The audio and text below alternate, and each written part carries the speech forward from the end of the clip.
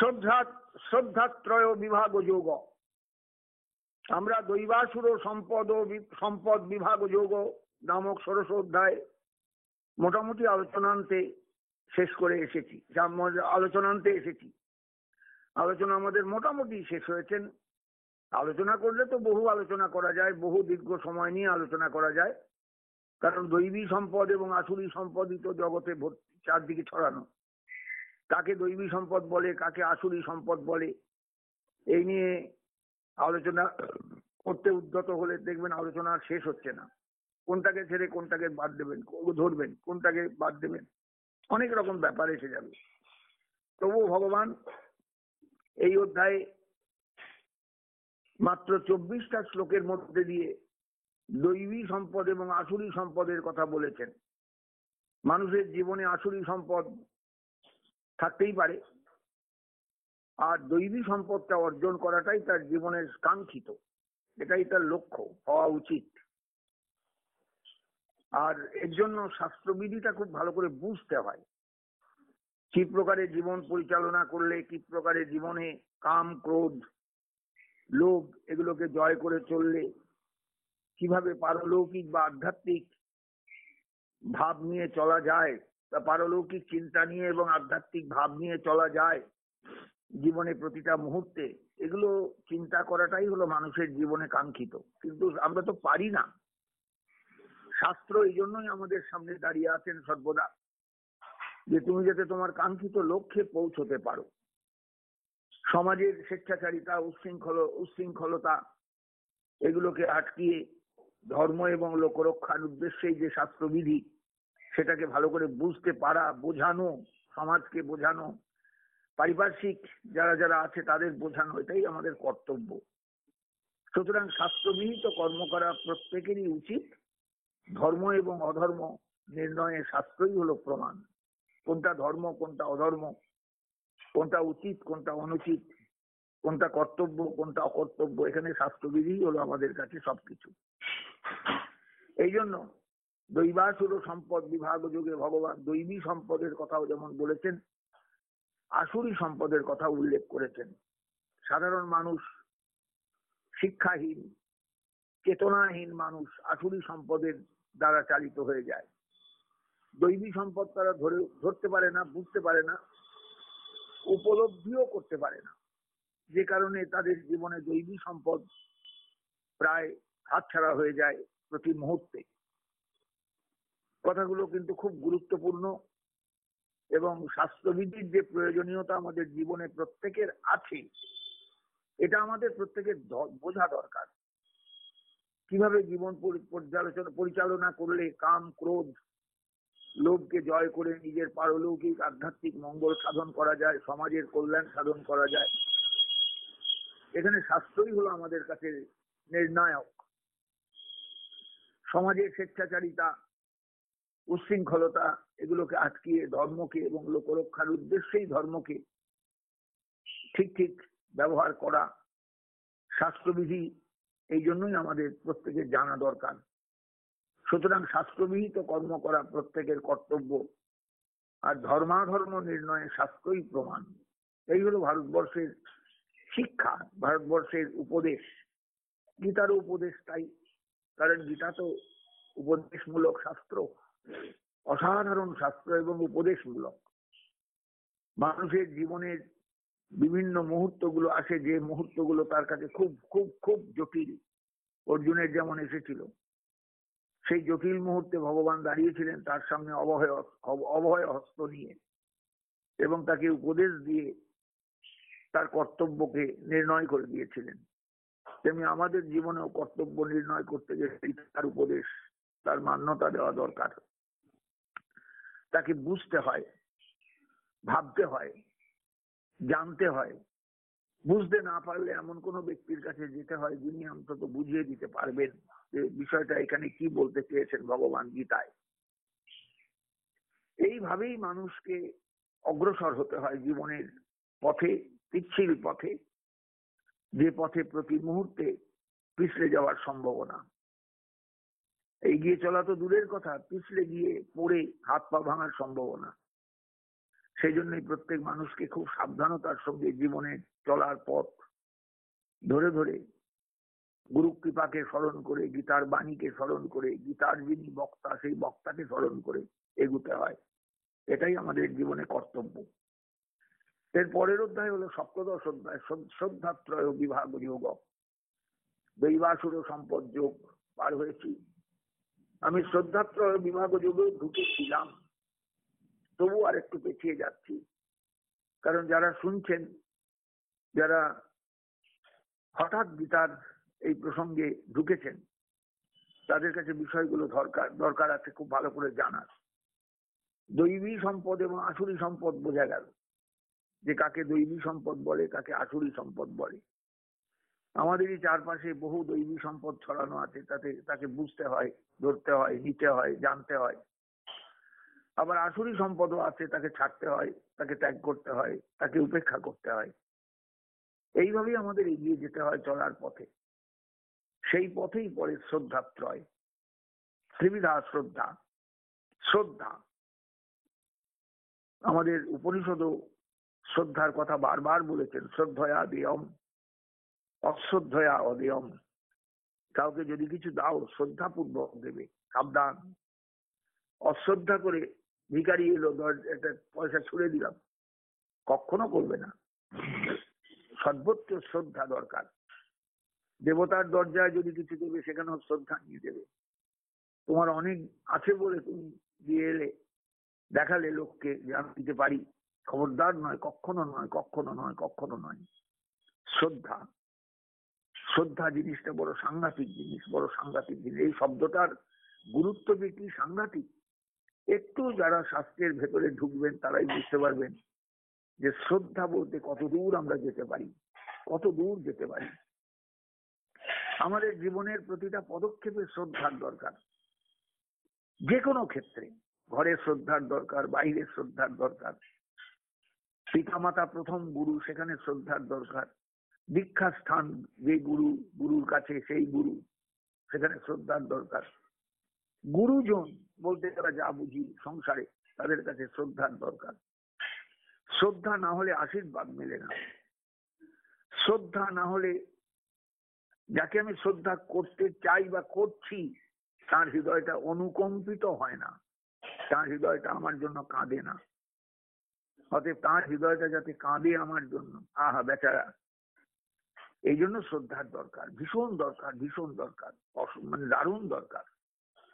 যাই হোক, ভগবান একটা অধ্যায়ে, শ্রদ্ধাত্রয় বিভাগ যোগ নামক অধ্যায়ে শ্রদ্ধার উপরই আলোচনা রেখেছেন। খুব গুরুত্বপূর্ণ অধ্যায়। আমি আলোচনায় ঢুকেও ছিলাম, তবু আবার একটু ব্যাকে এসে আবার ঢুকছি। অর্জুন প্রশ্ন করছেন, দৈবাসুর সম্পদ বিভাগ যোগ শেষ হওয়ার সঙ্গে সঙ্গে, যে শাস্ত্রবিধি উৎসৃজ্য যজন্তে শ্রদ্ধয়ান্বিতা এসা নিষ্ঠা তু কা কৃষ্ণ সপ্তমাহ রজস্তম। হে গোবিন্দ, কৃষ্ণ বলে সম্বোধন করছেন গোবিন্দকে, হে কৃষ্ণ, শাস্ত্রবিধি উৎসৃজ্য, শাস্ত্রবিধির দিকে না তাকিয়ে যারা শ্রদ্ধান্বিত হয়ে, শ্রদ্ধার দ্বারা উন্নীত মানে পরিপূর্ণ হয়ে, শ্রদ্ধাযুক্ত হয়ে যারা চলেন, তাদের নিষ্ঠাটা কেমন? তাদের নিষ্ঠাটা কি সত্য না রজ না তম?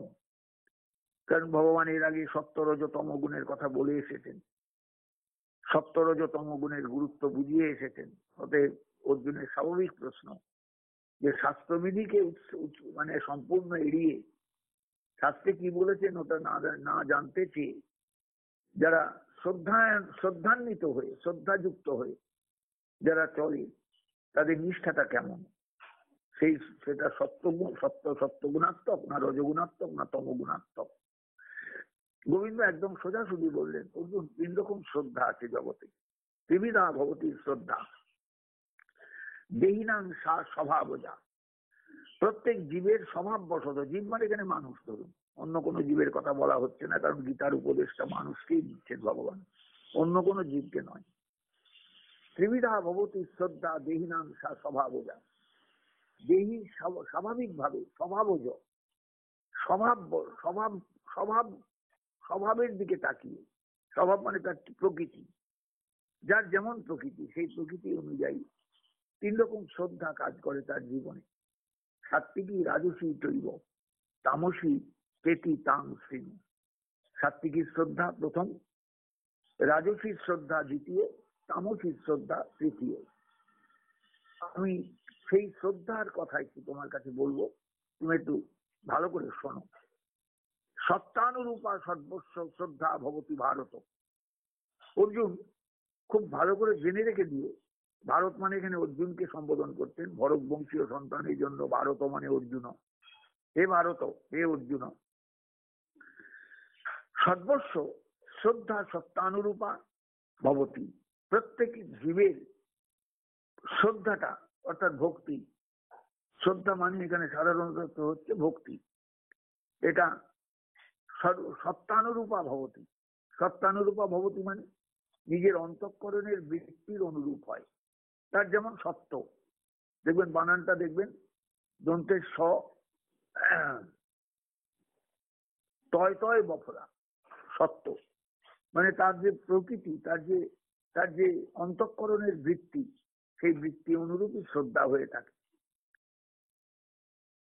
কেন কেন না শ্রদ্ধাময়ময়ং পুরুষ, এই পুরুষটি শ্রদ্ধাময়। অর্থাৎ যখনই আমি কোনো কাউকে শ্রদ্ধা করব, তখন সেই পুরুষটি আমার কাছে আসবেন কাঠ মাটি খড় দিয়ে তৈরি হয়ে নয়, শুধু মাটি দিয়ে তৈরি হয়েও নয়, অন্য কোনো বস্তু দিয়ে তৈরি হয়েও নয়, পিচবোর্ড দিয়ে তৈরি হয়েও নয়। তিনি আমার কাছে আসবেন শ্রদ্ধার পাত্র, শ্রদ্ধাময় রূপে। ময়ার প্রত্যয়টা হচ্ছে স্বর্ণময়, মানে সমস্ত অলঙ্কারটাই সোনার। শ্রদ্ধাময় মানে সমস্ত রূপটাই পুরুষের শ্রদ্ধাময়। অর্থাৎ আমার যেমন শ্রদ্ধা, আমার কাছে পুরুষটি সেই শ্রদ্ধাময় রূপে এসে হাজির হলেন। খুব ভালো করে খেয়াল করবেন। হে ভারত, হে অর্জুন, সর্বস্ব মানে সকলের ক্ষেত্রে শ্রদ্ধা অর্থ করুন ভক্তি আপাতত। অর্থাৎ মানুষের যে ভক্তি ভেতরে, সেটা সত্তানুরূপা ভবতি। অর্থাৎ নিজের নিজের যে অন্তঃকরণের বৃত্তি, তার চরিত্র যেমন, তার ভাবনা যেমন, সেই অনুরূপ বৃত্তি অনুযায়ী হয়ে থাকে। সকলের, সমস্ত মানুষের, সমস্ত জীবের শ্রদ্ধা মানে ভক্তি, অর্থাৎ তার অন্তরের যে ভালোবাসা, সেটা নিজের অন্তঃকরণের বৃত্তির অনুরূপ হয়ে থাকে, অর্থাৎ শ্রদ্ধাময় হয়ে থাকে। সত্তানুরূপা হয়ে থাকে। অর্থাৎ যেমন তার সত্য, যেমন তার ভেতরে অন্তঃকরণের বৃত্তি কাজ করে, সেই অন্তঃকরণের বৃত্তির অনুরূপ তার আচরণ হয়ে থাকে। এটাই হলো শ্রদ্ধা। তার অয়ং পুরুষ শ্রদ্ধাময়। অর্থাৎ মানুষ যাকে শ্রদ্ধা, যাকে চায়, যাকে খুব গুরুত্ব দেয়, যাকে জীবনের ধ্রুবতারা বলে মান্যতা দেয়, মানে, সেই পুরুষটি হলেন শ্রদ্ধাময়। তিনি কিন্তু কাঠ মাটি দিয়ে গড়া নন, তিনি অন্য কোনো বস্তু দিয়ে গড়া নন, তিনি কোনো কাগজ টাগজ দিয়ে গড়া নন, তিনি পেন্সিলের খোঁচায় তৈরি ছবি আঁকা নন। তিনি সম্পূর্ণরূপে শ্রদ্ধাময়, শ্রদ্ধা দিয়ে তৈরি, শ্রদ্ধা দিয়ে তৈরি। খুব ভালো করে খেয়াল করবেন, আমার যেমন শ্রদ্ধা, আমার ভেতরের মূর্তিটাও হবে সেই শ্রদ্ধাময়, সেই শ্রদ্ধা দিয়ে তৈরি। অয়ং পুরুষ শ্রদ্ধাময়। যৎশ্রদ্ধ, যিনি যেমন শ্রদ্ধাযুক্ত, সয়েব স, তার কাছে তিনি সেই রকম। যার যেমন শ্রদ্ধা, তার কাছে তিনি সেই রকম ভাবে এসে হাজির হন। খুব ভালো করে, খুব মানে বুঝবার চেষ্টা করবেন। এই যে সংসারী জীব আমরা প্রত্যেকে, আমরা সংসারে আছি, মায়ের পেট থেকে পড়েই তো আর আমরা শ্রদ্ধা করতে শিখি না। সঙ্গে সঙ্গে তার কোনো দেবদেবীর অর্চনা করতে শিখি না। বড় হই, চারদিককে তিনবার চেষ্টা করি, মা বাবা কি করতেন সেগুলো দেখি, অনুকরণ করাটা শিশুর একটা ধর্ম। অনুকরণ করে, মা বাবা পুজো করতেন, সেও দেখবেন পুজোর অনুকরণ করে কিছু ঠাকুর একটা ঢিল পাটকেল বসিয়ে ফুল টুল দিয়ে তাকে সাজায়। এগুলো তার শ্রদ্ধা, প্রথম শ্রদ্ধা সেই ঢিল পাটকেল দিয়ে আরম্ভ হলো, কিংবা তার পুতুলটা দিয়েই আরম্ভ হলো। এইগুলো তার প্রথম শ্রদ্ধার একটা অবয়ব। সে পুতুলও হতে পারে, একটা ঢিলও হতে পারে, একটা চোখ নাক মুখ আঁকা একটা সেই বাজারে যে শিবরাত্রির মেলায় শিবের ছাঁচ বিক্রি হয়, সেই ছাঁচও হতে পারে, অনেক কিছু হতে পারে, অনেক কিছু অনেক কিছু অনেক কিছু। পরিষ্কার বলতেন, শ্রদ্ধাময়ময়ং পুরুষ যুজচ্ছদ্ধ সয়েব সব। এই পুরুষটি শ্রদ্ধাময়। ওই যে শ্রদ্ধা তৈরি হতে আরম্ভ হলো, সেটা সেই চোখ মুখওয়ালা শুধু শিবের মাথাটুকু, যেমন শিবের মেলায় বিক্রি হয় শিবের মাথাটা শুধু, দুদিকে দুটো সাপ, মাঝখানেও একটা সাপ, শিবের গোপ রয়েছে, দাড়ি নেই, এরকম ভাবে শিবের মুখ মুখ প্রশান্ত, দুটো চোখ, সেই প্রশান্তি চোখের মধ্যে, সেই যে মুখ, সেটাই তার কাছে ভাসে। সেই মেলায় গিয়ে শিবের মাথা কিনে নিয়ে এসেছে, সবাই যায়, সব শিশু কেনে। তো এই শিশু, যে নবীন শিশু, সেই শিশু কিনে নিয়ে এসেছে। এখান থেকে তার শ্রদ্ধা আরম্ভ হলো। বাড়িতে এসে বাড়ির গাছের ফুল যা পেল সে সামনে, ফুল পাতা লতা তাই দিয়ে শিবকে সাজালো, শিবকে ফুল দিল, শ্রদ্ধা দিয়ে শুরু হলো তার পূজা। ভালো করে খেয়াল করবেন, এ পুজো আপনিও করেছেন, এ পুজো আমিও করেছি, এ পুজো আপনার সন্তানও করেছে, এ পুজো আমার সন্তানও করেছে, সবাই আমরা এগুলো করে করে এসেছি। পরিষ্কার বলছেন, সত্তানুরূপা সর্বস্ব। যার যেমন সত্য, যার যেমন ভেতরে গুণ, যার যেমন ভেতরে গুণ, সত্তানুরূপ মানে নিজের যে অন্তঃকরণের বৃত্তি, যার যেমন, ঠিক সেই রকমই তার শ্রদ্ধা হবে। কারণ জীবনে প্রথম যখন সে কারুর কাছে মাথাটা নত করছে, বাবা মার দেখা দেখি, তখন সে শ্রদ্ধা নিয়েই নত করে মাথাটা। শ্রদ্ধাময়ময়ং পুরুষ, এই পুরুষটি শ্রদ্ধাময়। অর্থাৎ ওই শিশু যে কিচ্ছু জানে না, তারও যে শ্রদ্ধা, সে ধরুন মাইনাস দিয়ে আরম্ভ হলো, সেই মাইনাস শ্রদ্ধাটাও কিন্তু তার প্রথম প্রাপ্তি হলো তার ঈশ্বরের কাছ থেকে। শ্রদ্ধাময়ময়ং পুরুষ, এই পুরুষটি শ্রদ্ধাময়। যোজচ্ছদ্ধ সয়েবশ, যার যেমন শ্রদ্ধা তিনিও তেমনি। অর্থাৎ সে আস্তে আস্তে বড় হলো, শ্রদ্ধা বিষয়টাকে জানবার চেষ্টা করলো, কিংবা তেমন কোনো মানুষের সামনে এসে দাঁড়ালো যিনি তাকে বুঝিয়ে দিলেন, বাবা ফুল দিলে চলবে না, বেলপাতা দিলেও হবে না, তুলসী পাতা দিলেও হবে না, তোমার ভেতরে একটা জিনিস আছে সেইটা দিতে হবে, তার নাম হলো শ্রদ্ধা। সে তো কিচ্ছু বুঝবে না প্রথমে, শিশু কিছু বুঝবে শ্রদ্ধা কাকে বলে, হোয়াট ইজ শ্রদ্ধা, কিচ্ছু বুঝবে না। কিন্তু তাকে কেউ হয়তো বোঝালেন, কিংবা বাবা মাও তাকে বোঝাতে পারেন। এইবার সে বুঝলো যে বাবা মার মতো চোখ বুঝে আমাকেও তার সামনে বসতে হবে, চোখ বুঝে বুঝে থাকতে হবে কিছুক্ষণ, একটা ফুল দিতে হবে তার চরণ অনুভব করে, যে এখানে তার চরণ, এখানে তার পা, এইগুলো শ্রদ্ধা। এখান থেকে শ্রদ্ধার পাঠ শুরু হলো প্রথম। শ্রদ্ধাময় অয়ং পুরুষ, অয়ং পুরুষ শ্রদ্ধাময়। অর্থাৎ যে পুরুষের কথা বলা হয়েছে শাস্ত্র জুড়ে, শুধু গীতা নয়, ভারতবর্ষের অনন্ত শাস্ত্রের মধ্যে যে পুরুষের কথা বারবার বলা হয়েছে, সেই পুরুষটি হলেন শ্রদ্ধা দিয়ে তৈরি, শ্রদ্ধাময়। যোজচ্ছদ্ধ সয়েবশ, যার যেমন শ্রদ্ধা, যার যেমন শ্রদ্ধা, যে যেমন শ্রদ্ধাযুক্ত, তার কাছে ঠিক তিনি সেই রকম ভাবেই প্রকাশিত হন, আবির্ভূত হন। পরিষ্কার নিশ্চয়ই বুঝতে পারবেন। যার যেমন শ্রদ্ধা, একটা শিশুর শ্রদ্ধা, একটা বয়স্ক লোকের শ্রদ্ধা এক হবে না, একটা বৃদ্ধের শ্রদ্ধা একটা বয়স্ক লোকের শ্রদ্ধা এক হবে না। বৃদ্ধের শ্রদ্ধা পরিপক্কতা লাভ করেছে, বয়স্কের শ্রদ্ধা তৈরি হচ্ছে, শিশুর শ্রদ্ধা আদৌ সেই রকম কিচ্ছু নয়, শুধু সে বাবা মার দেখা দিকে একটা ঝিপ করে একটা প্রণাম করছে, মাথা ঠুকছে, সে যেখানেই হোক, বাবা মাও ঠুকছেন ঠাকুরের সামনে, সেও প্রণাম করছে বাবা মার দেখা দেখি, এই শ্রদ্ধা শুরু হলো। যোজচ্ছদ্ধ সয়েবশ।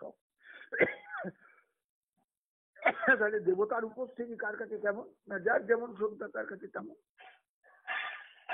যিনি যেভাবে তাকে চাইছেন, যেভাবে তাকে প্রণাম করছেন, যেভাবে তাকে স্মরণ করছেন, তার কাছে তেমনি। যোজচ্ছদ্ধ সয়েবশ। এইবার একটু ব্যাখ্যা করছেন ভগবান 4 নম্বর শ্লোকে, যজন্তে সাত্বিকা দেবান, যারা সত্যগুণময়। কারণ আগেই সত্য রজ তমগুণের কথা বলে এসেছেন। জগতে মানুষ 3 রকম বৃত্তি নিয়ে চলে সবসময়, হয় সাত্বিক বৃত্তি, সাত্বিক ভাবনা, নয় রাজসিক ভাবনা, নয় তামসিক ভাবনা। অথবা সাত্বিক রাজসিক মিশ্র হয়ে যেতে পারে, মিশ্রণ হয়ে যেতে পারে। তামসিক ভাব সেখানে প্রবল হতে পারে, অথবা রাজসিক ভাব প্রবল হতে পারে, অথবা সাত্বিক ভাব প্রবল হতে পারে। যা খুশি তাই হতে পারে, আমরা কেউ কিছু বলতে পারবো না যে কার মধ্যে কোন ভাবটা প্রবল হবে। বলছেন যজন্তে সাত্বিকা দিবান, বলছেন যাদের মধ্যে সাত্বিক ভাব প্রবল তারা দেবতার অর্চনা করে, অর্থাৎ দেবতার মধ্যে সত্যগুণটা বেশি আছে। যক্ষ রক্ষাংশী রাজসা, যাদের মধ্যে রজগুণ প্রবল তারা যক্ষ রাক্ষসের উপাসনা করে। যক্ষ মানুষের স্তর থেকে অনেক উন্নত স্তরে, রাক্ষসও তাই। অতএব মানুষ যক্ষ রাক্ষসের অর্চনা করতেই পারে, কিন্তু সেই উপাসনাটা কিন্তু রাজসিক।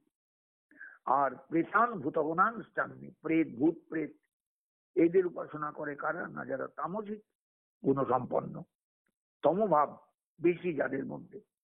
তার মানে বোঝা গেল সাত্বিকতাও মানুষের মধ্যে আছে, রাজসিকতাও মানুষের মধ্যে থাকবে, তামসিকতাও মানুষের মধ্যে থাকবে। সব সময় তিনটে গুণের আসা যাওয়া চলতে থাকবে, মিশ্রণ ঘটবে। হয়তো সাত্বিকতার একটু পরিমাণ বেশি হতে পারে, কিংবা রাজসিকতার পরিমাণ বেশি হতে পারে, কিংবা তামসিকতার পরিমাণ বেশি হতে পারে, কিন্তু এগুলো থাকবে, তিনটে গুণই থাকবে। এই নিয়েই জগৎ। এই সংসারটার দিকে তাকালেই বুঝতে পারবেন এখানে সব মানুষের সঙ্গে সব মানুষের মিল হবে না। শুধু চোখ মুখের ছাপে নয়, শুধু আঙুলের ছাপে নয়, টিপসই দাও টিপসই দাও টিপসই, কারোর সঙ্গে কারোর মিলবে না। শুধু এই জায়গাতে নয়, আসল জায়গাটাই হলো যে সত্য রজ তম এই তিনটে গুণের এমন অদ্ভুত সংমিশ্রণ এই সংসারে যে কারোর সঙ্গে কাউকে মেলানো যাবে না। কত পার্সেন্ট নিয়ে সত্যগুণ আছে, কত পার্সেন্ট রজগুণ আছে, কত পার্সেন্ট তমগুণ আছে, আমরা কি সেটা বসে বসে বলতে পারবো? অঙ্ক কষে বলতে পারবো না। কিন্তু এটা ঠিক যে কারুর সঙ্গে কারুর এই সত্যরজ ও তমগুণের যে একটা মিল, আপনি মিল খুঁজে পাবেন না। আর এই অমিলটা বা গরমিলটা আছে বলি এক একটা মানুষ এক এক চরিত্রের, এক একটা মানুষ এক এক রকম ধরনের, এক একটা মানুষের মধ্যে এক এক রকমের ধ্যান ধারণার প্রবাহ। অদ্ভুত না? কি অদ্ভুত বলুন তো, সংসারটা কি অদ্ভুত। এক এক প্রাণী এক এক রকমের চরিত্রের, এক একটা মানুষ এক এক রকমের চরিত্রের, এক একটা বস্তু এক এক রকমের চরিত্রের, সব আলাদা আলাদা, সব গুণময়, সব গুণময়, সব গুণময়, সব গুণধর্মাত্মক, সব গুণধর্মময়। ওই জন্য বললেন যজন্তে সাত্বিকা দেবান। দেখো এর মধ্যে দেবতাও আছে, মানুষও আছে, যক্ষ রাক্ষসও আছে, সবই আছে, ভূত প্রেত আছে, সবই আছে, দানবও আছে। কাজে কে কাকে পছন্দ করে নেবে না? যারা একটু উন্নত স্তরে, তারা সাত্বিক, যারা একটু সাত্বিক প্রকৃতির একটু উন্নত স্তরে, তারা দেবতার অর্চনা করবে, এটাই হলো স্বাভাবিক। যারা রাজসিক ভাব সম্পন্ন তারা যক্ষ রাক্ষসের উপাসনা করবে, আর ভূত প্রেত দৈত্য দানব এদের উপাসনা করবে কারা না, তামসিক ভাব সম্পন্ন যারা। তার মানে সমাজে তুমি কে কার উপাসনা করছে এটার দিকে তাকিয়ে বলে দিতে পারবে চোখ বুঝে কিছুটা হলেও যে এই লোকটা এই প্রকৃতির, এই লোকটা এই প্রকৃতির, এই লোকটা এই প্রকৃতির। মানুষ মানে সবাই একটা নয়। এটা এক শ্রেণীর মানুষ বলবেন সব মানুষই সমান, না কখনো নয়। সব মানুষ সমান নয়, সব মানুষ সমান নয়, সব পশু সমান নয়। গরুর মতন শান্ত প্রকৃতির পশু সেটা কি সিংহ, বাঘ সিংহ না? কাজে প্রত্যেকের মধ্যে তফাৎ আছে, গুণধর্মের তফাৎ আছে, গুণের প্রবাহ এক একজনের মধ্যে এক এক রকম ভাবে খেলে, অতএব তফাৎ আছে। ওই জন্য বললেন যজন্তি সাত্বিকা দেবান, যারা সপ্তগুণময় তারা দেবতার অর্চনা করে। এই দেবতার অর্চনার দিকে তাকিয়ে তুমি বুঝতে পারবে যে এই লোকটার মধ্যে একটা সাত্বিকতা কাজ করছে। যক্ষ রক্ষাংশী রাজসা, যারা রজগুণাত্মক তারা যক্ষ রাক্ষসের উপাসনা করে, তাদের উপাসনার মধ্যে আবার একটু অন্যরকম দেখতে পাবে। আর ভূত প্রেত দৈত্য দানবের উপাসনা করবে কারা না, তামসিক ভাবসম্পন্ন যারা। অতএব এই সমস্ত উপাসনার দিকে তাকিয়ে ত্রিবিধ শ্রদ্ধাটা তুমি বুঝতে পারবে শ্রদ্ধাই কিন্তু উপাসনার প্রাণ, মনে রাখবে। ফুল, বেলপাতা, তুলসী পাতা, গঙ্গা জল এগুলো কিচ্ছু নয়, এগুলো বাহ্যিক ব্যাপার। আসল হলো শ্রদ্ধা। যজ্ঞ, দান, ব্রত, নিয়মাদি মুখ্য কথা হলো শ্রদ্ধা। প্রেম ভক্তি পথেরও প্রথম কথাই হলো শ্রদ্ধা। শ্রদ্ধা থেকেই ক্রমে রুচি, রাগ, ভাব, নির্মল প্রেমের বিকাশ। ভক্তিশাস্ত্র এইভাবেই কিন্তু ধীরে ধীরে উল্লেখ করেছেন ভক্তি রসামৃত সিন্ধুতে। চৈতন্য চরিতামৃত সেইভাবেই ব্যাখ্যা করেছেন কবিরাজ গোস্বামীপাদ। অশাস্ত্র বিহিতং ঘোরং তপ্পন্তে যে তপোজনা। অশাস্ত্র বিহিতং ঘোরং তপ্পন্তে যে তপোজনা। দম্ভ অহংকার সংযুক্তা কামরাগ বলান্বিতা। কর্ষয়ন্ত শরীরস্থং ভূত গ্রাম মতেতস। মাঞ্চই বান্ত শরীরস্থং তাং বিদ্ধাসুর নিশ্চয়ায়। অশাস্ত্র বিহিত ঘোর, অশাস্ত্র বিহিতং ঘোরং। মনে রেখো অর্জুন, যে শ্রদ্ধা যখন স্বভাব অনুযায়ী হয় তখন এর পরিবর্তন হতে পারে। শ্রদ্ধা যেহেতু স্বভাব অনুযায়ী, অতএব বাবার একরকম শ্রদ্ধা ছেলের আর একরকম হতে পারে। বাবার ছেলে বলে যে একই রকম হবে তার কোনো মানে নেই। কিন্তু বাবার একরকম শ্রদ্ধা ছেলের একরকম হতেই পারে, কারণ ছেলে আর এক গুণধর্মাত্মক, গুণধর্ম নিয়ে চলে। অতএব শ্রদ্ধা যখন স্বভাব অনুযায়ী হয় তখন এর পরিবর্তন কিভাবে হতে পারে না, সত্য শুদ্ধি বা স্বভাবের পরিবর্তন হলেই শ্রদ্ধাও শুদ্ধ হয়। কিন্তু যার শ্রদ্ধা শুদ্ধ হলো না, যার শ্রদ্ধা শুদ্ধ হলো না, অর্থাৎ সত্যগুণ তার গজালো না, সত্যগুণ বাড়লো না, সে রজগুণময় হয়ে তমগুণময় হয়ে রইল সংসারে। ব্যাপারটা বুঝতে পারছেন? অতএব স্বভাব পরিবর্তনের পক্ষে কতগুলো জিনিস, কতগুলো ফ্যাক্টর দারুণ কাজ করে। তার প্রথম হলো আহার শুদ্ধি। কে কি খাচ্ছে এটা দেখতে হবে, কার খাদ্য কি। কেউ মাংস ভালোবাসে, কেউ মাছ ভালোবাসে, কেউ মদ ভালোবাসে। এগুলো কেন না, এইখান থেকেই তার স্বভাব বা এইখান থেকেই তার চরিত্র তৈরি হয়ে যায়। এইখান থেকেই তার বিভিন্ন রকমের প্রবৃত্তিগুলো আস্তে আস্তে তৈরি হয় আহার থেকেই। এইবার সে সঙ্গ করছে, যে মাতাল যে মদ খাবে তার সঙ্গ তো অন্যরকম হবে, সে তো মাতালেরই সঙ্গ করবে, কাজে কাজে তার সাধু সঙ্গ হবে না। অতএব সাধু সঙ্গ যে করছে, খাদ্য দিচ্ছে যে ভালো, তার যে স্বভাব হবে। একই বাপের একই ছেলে, মানে একই বাপের ছেলে একজনা সাধু সঙ্গ করছে, তার স্বভাবটা একরকম, তার চরিত্র একরকম, তার কথাবার্তা একরকম। আবার আরেকটা ছেলে সে এমন জায়গায় আছে, সে মাতালের মধ্যে থাকে, সে নিজেও মদ খায়, সে নিজেও নানা রকম মুখ খারাপ করে, মুখে আবল তাবল কথা বলে। অতএব সেই ছেলে দুটো যদি পাশাপাশি আসে, ওই ভালো ছেলেটা এবং এই ছেলেটা, তখন মনেই হবে না যে একই বাপের ছেলে এরা দুজন, কারণ সঙ্গ। ওই জন্য বলছেন যে অশাস্ত্র বিহিতং ঘোরং তপ্পন্তে যে তপোজনা।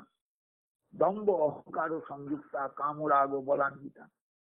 যারা অশাস্ত্র বিহিত পথে চলে, শাস্ত্র বিহিত পথে নয়, শাস্ত্র বিরুদ্ধ পথে যারা চলে, এবং তপস্যাও তারা হয়তো করে, উপোস কাপাসও করে, কিন্তু দম্ভ অহংকার এগুলোর থেকে তারা দূরে থাকতে পারে না।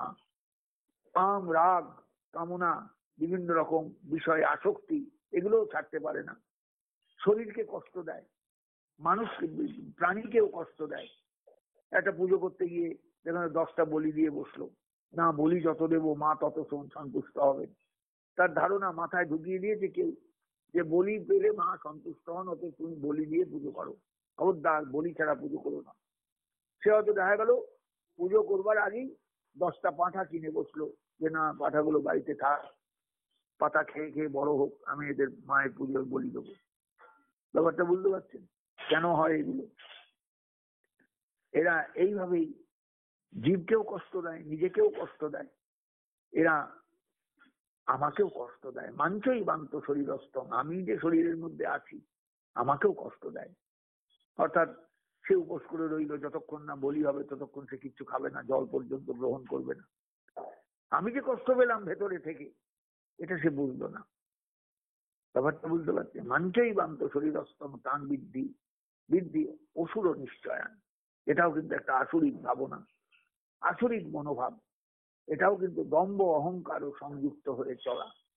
হয় দম্ভ নয় অহংকার। আমার অনেক পয়সা আছে, আমি অনেক কিছু করতে পারি, আমি এক ডাকে বহু লোককে এক জায়গায় আনতে পারি, ইত্যাদি ইত্যাদি বহু রকম ব্যাপার। বিষয়টা খুব ভালো করে বুঝবেন, খুব ভালো করে বুঝবেন যে শ্রদ্ধাত্রয়, এই 3 রকম শ্রদ্ধাই কিন্তু জগৎটাকে ধরে রেখে দিয়েছে। আমরা সংসারে রাস্তায় বেরিয়ে কত রকম মানুষের দেখা পাই, কত রকম মানুষের সঙ্গে আমাদের পরিচয় হয়। সবারই কথায় বার্তায় কি মন বলে না, কারুর কথায় বার্তায় মনটা খিচড়ে যায়, মনটা রুষ্ট হয়ে যায়, মনটা রেগে ভেতরটা কেমন করে ওঠে। আবার কারুর কথাবার্তায় মনে হয় বাহ কি চমৎকার, খুব সুন্দর কথা বললেন, মিষ্টি কথা, কত মনটা গলে গেল একবারে। অথচ মানুষই বললো, আগের কথাটাও মানুষই বলেছে, এই কথাটাও মানুষই বললো, কিন্তু এর কথায় মনটা মানে নরম হলো, ওর কথায় মনটা যেন কেমন হয়ে গেল, কি বলে গেল, এইরকম ব্যাপার আর কি বিষয়টা। প্রত্যেকের এগুলো বোঝা দরকার। অশাস্ত্র বিহিতম ঘোরম তপন্তে, যে তপোজনা, যে সমস্ত মানুষ তপস্যা করে কিন্তু শাস্ত্রবিহিত পথে নয়, শাস্ত্র নির্দিষ্ট পথে নয়, শাস্ত্র বিরুদ্ধ পথে গিয়ে, কখনো দম্ভ নিয়ে, কখনো অহংকার নিয়ে, কখনো কামনা, কখনো অনুরাগ ভালোবাসা, কখনো নিজের গায়ের জোর, এগুলো দেখাবার, আমার কত আছে দেখো, আমার কত আছে দেখো, এই সমস্ত যে মানুষ করে, পুজো আর্চা করতে গিয়েও অহংকার দেখায় যে আমি কি পারি না পারি একবার দেখো, এখানে বসে বলবো সব এসে এখানে হাজির হয়ে যাবে। এই যে সব মানুষের নানা রকম আচরণ, এগুলো কিন্তু ভালো নয়, এগুলো ভালো নয়। কর্ষয়ন্ত শরীরস্থ, এরা উপোস কাপস করে, মারাত্মক উপোস করলো, হয়তো সারাদিন রাত উপোসে রইল, শরীরকে কষ্ট দিল, শরীরকে কর্ষণ করে যাবে। ভূত গ্রাম মতে তস, অচেতন হয়ে ভেতরে যে যে পঞ্চভূতাত্মক যে পরমাত্মা আছেন, পঞ্চভূতকে আশ্রয় দিয়ে আছেন পরমাত্মা, তাকেও কষ্ট দিল। আমি খেলাম না মানে তিনিও খেলেন না, আমি খেলাম না মানে তিনিও কষ্ট পেলেন, আমিও কষ্ট পেলাম, আমি কষ্ট পাওয়া মানে তিনিও কষ্ট পাওয়া, তিনি তো আমার মধ্যেই আছেন। এইভাবেই তারা কষ্ট দেয় আমাকে। মাঞ্চই বান্ত শরীরস্থম, আমিও শরীরের মধ্যে আছি, আমি যে কষ্ট পেলাম এটা তারা খেয়াল করলো না। তারা নানা রকম ভাবে শরীরকে কষ্ট দিয়ে, চারপাশে যারা আছে তাদের কষ্ট দিয়ে, নানা রকমের আচরণ করে তারা মনে করে আমি ধর্ম করছি, আমি ঈশ্বরের উপাসনা করছি, আমি সত্যিকারের পুজো করতে পারছি বা পুজো করছি, এই আমার সত্যিকারের পুজো। স্থান বৃদ্ধি অসুর নিশ্চয়ান, এদের কিন্তু তুমি মানুষ বলে খুব একটা মনে করো না, এদের অসুর বলেই মনে রেখো, অসুর বলেই মনে করো। এগুলো আসরিক ভাবনা। কাউকে কষ্ট দিয়ে কখনো ধর্ম হয় না, কাউকে কষ্ট দিয়ে কখনো শ্রদ্ধা প্রকাশিত হয় না, শ্রদ্ধা করা যায় না।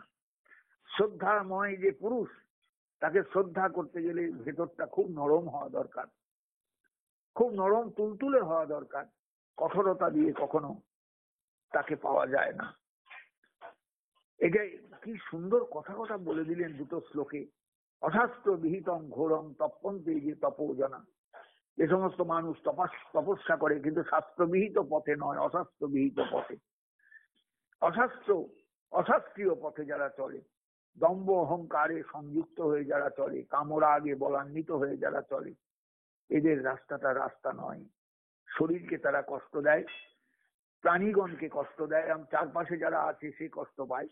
ধরুন বাড়ির কর্তা যদি উপোসে রইলেন, স্ত্রী কি খেতে পারবেন না? তিনি উপোস করে থাকবেন। কথাটা বুঝতে পারছেন? ছেলে মেয়েও দেখা দেখি বাবা উপোস করে আছে, আমাদের উপোস করে থাকতে হবে, তাদের কষ্ট হলেও তারা উপোস করে আর থাকবে। ভূত গ্রাম মতে তস, অচেতন হয়ে তারা বিভিন্ন প্রাণীকে কষ্ট দেয়। মাঞ্চই বান্ত শরীরস্থম, আমিও যে শরীরের মধ্যে আছি, আমি কষ্ট পাচ্ছি না খাওয়ার দরুন, এটাও তারা বুঝতে পারে না।